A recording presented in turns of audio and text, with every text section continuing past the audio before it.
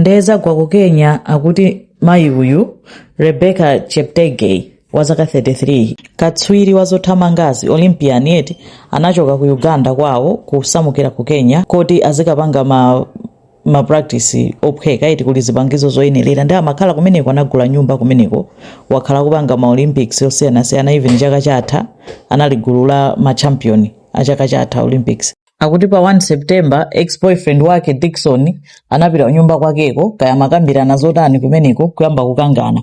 Kenako ali nkati mokangana muja wapezeka kuti anatenga petulo nkumuyatsa nde atanapsya kwambiri 80% ya thupi lake lonse linapsya.